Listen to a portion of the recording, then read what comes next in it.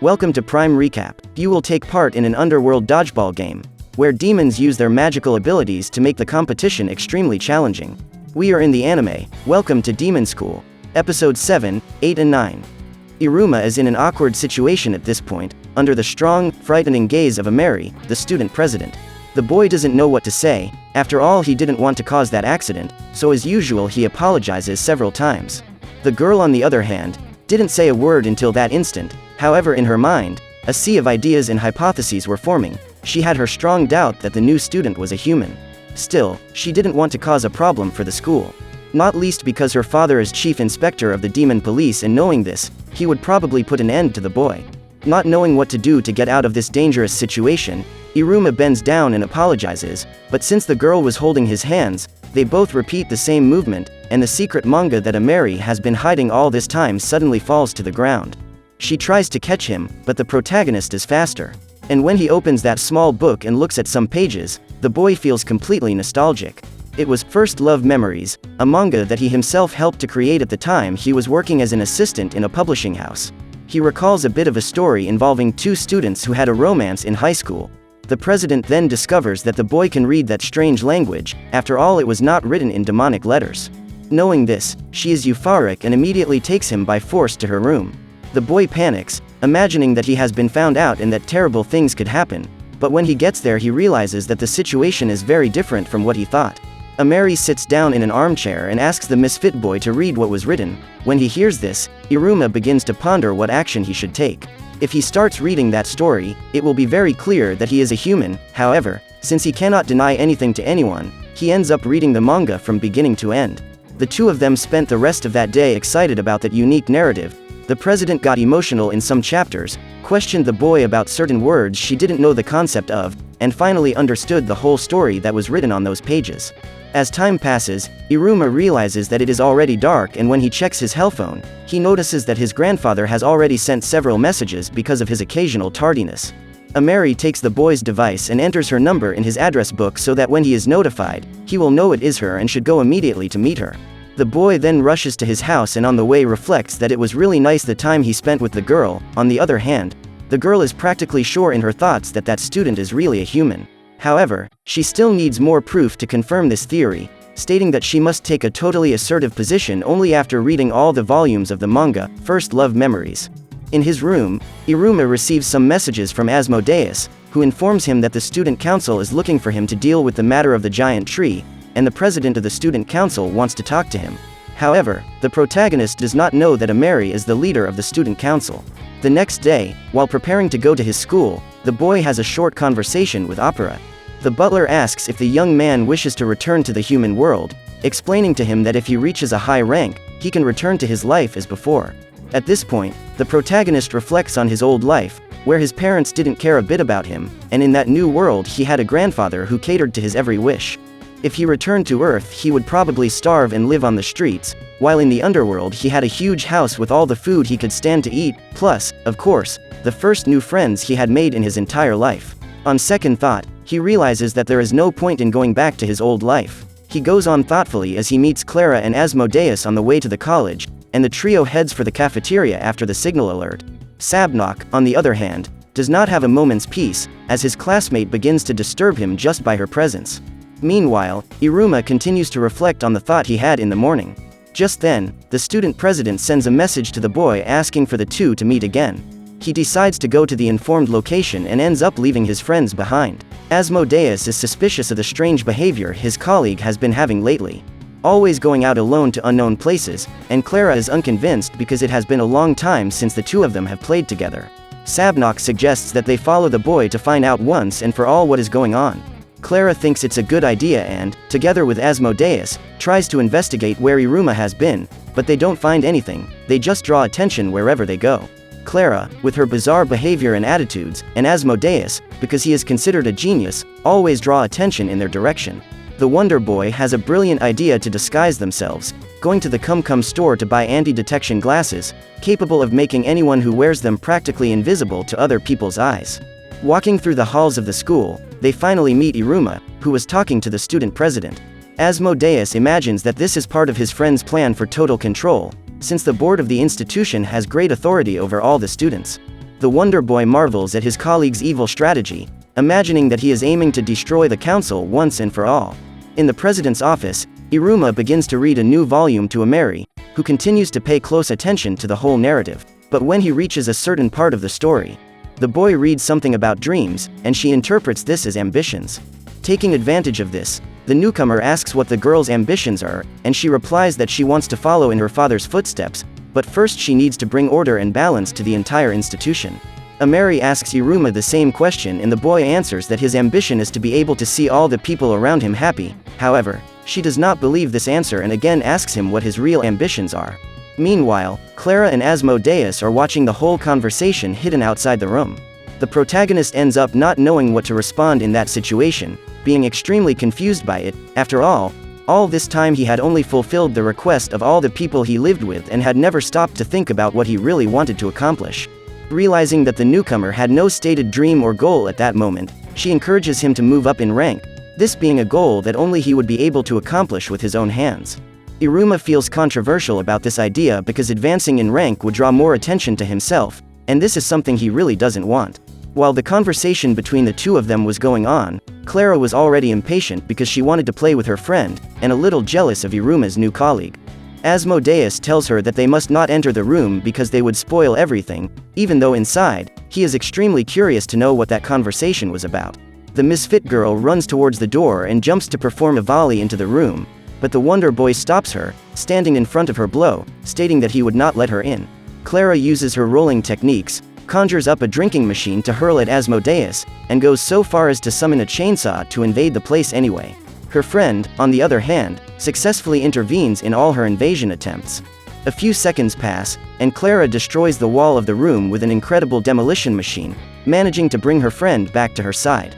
The next day, Iruma's best friend wonders why she has been traded for the Reddish, a proper nickname the girl has given Ameri for her long red hair. Sabnok tells her that according to the rules of the Demon Book, if something has been taken from you, you must take it back. The bully says that the only solution is for the girl to win her friend back romantically, so that he will always be by her side.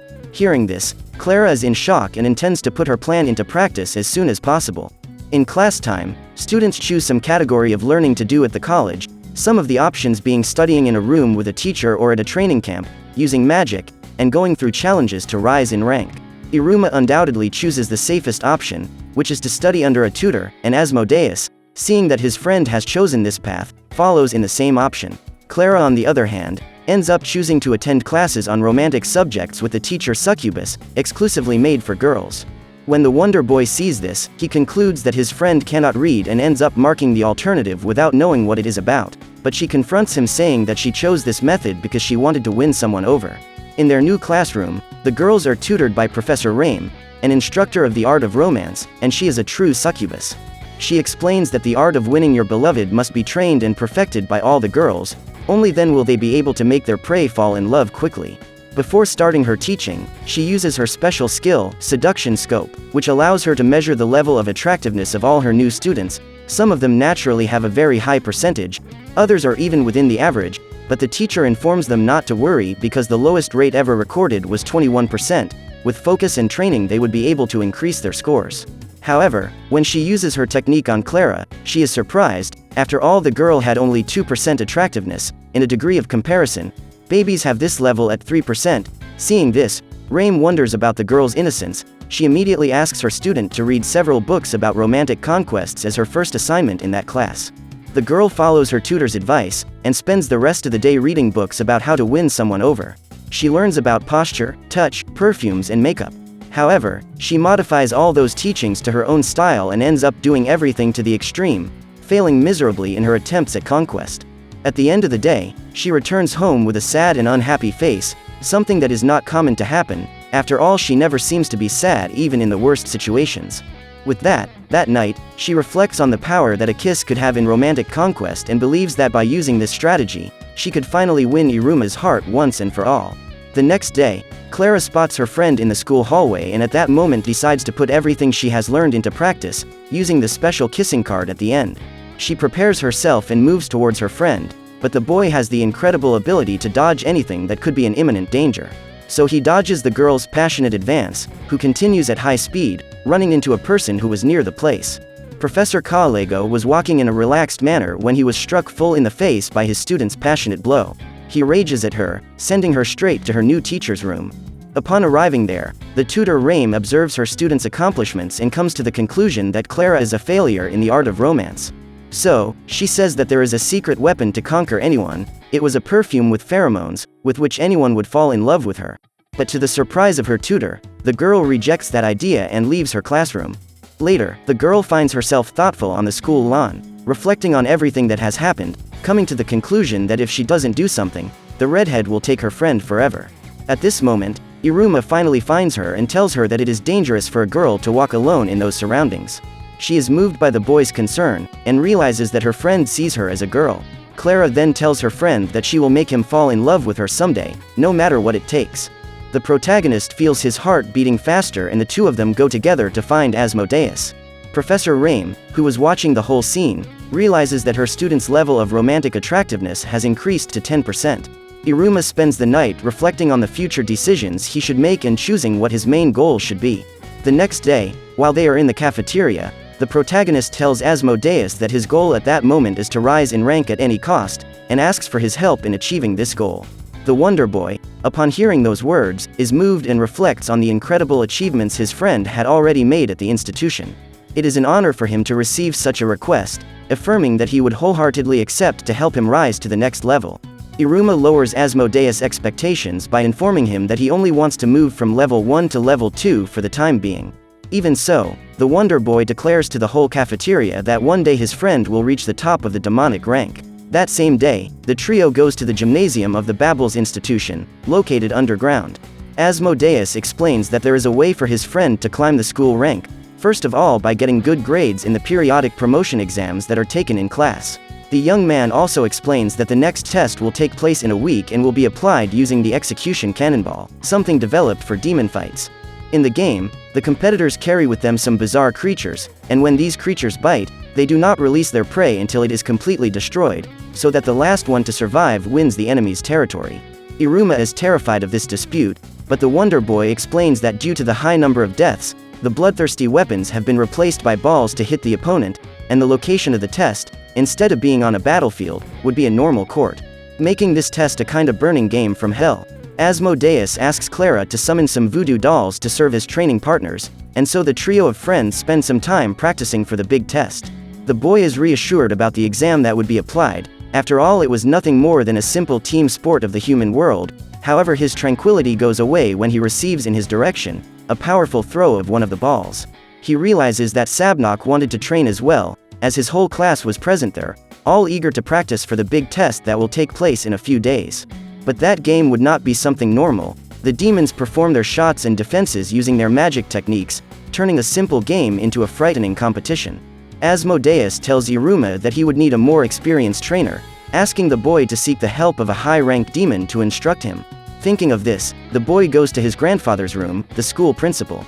Meanwhile, Professor Kaolego is raging in his classroom. After all, no students have shown up for class. He wonders where they all ended up. Later, Iruma is with his grandfather. It was time to begin his training. Sullivan understands his grandson's concern about the spells that other students will be using for the test, but he comforts him by saying that all he has to do is follow the instructions for everything to go well. The principal warns the boy to say the word, release, just before throwing the ball. To his surprise, when he said the word while throwing the ball, he activated the power of the ring on his finger, conjuring a powerful dragon wrapped in lightning that fused with the ball, destroying a huge rock that was on the spot. The boy is frightened by this and says that he doesn't want to cause any harm to anyone during the test, explaining to his grandfather that using the ring would be very dangerous. Hearing this, Sullivan uses a spell on his grandson's hands and explains that with this he could hold any ball that was thrown in his direction. Iruma thanks Sullivan, but his grandfather says that if he really wants to train without using magic, he should look for another teacher, and the old man already knows very well who that person would be. Opera shows up to practice with the boy, telling him that if he wants to rise in rank, he can't just dodge balls, and so the two of them spend the rest of the day in arduous training. The next day, the practices continue, and even though Iruma has the new ability to hold balls, his body acts naturally, dodging the shots. Realizing this, Opera begins intensive strength and endurance training with the boy. After days, Iruma is exhausted in his bed. In the hallway of his house, Sullivan asks the butler about his grandson's development after all the training, but the man replies that so far, the boy has not been able to hold a single ball, but at least during all these days, the boy has had a good time. On his last day of training, the protagonist puts everything he has learned into practice, trying his hardest to complete his training. Opera begins to make the throws, but Iruma's body continues to dodge instinctively. The young man concentrates to the maximum, putting great strength in his hands, and finally manages to hold a throw. His friends celebrate together this incredible achievement, and at the end of the day, completely exhausted, he rests next to Asmodeus and Clara. Opera tells Sullivan that his grandson is finally ready to participate in the execution cannonball. So, what did you think of this anime? Leave it in the comments below. And if you liked the video, like it and subscribe for more anime recaps. See you next time.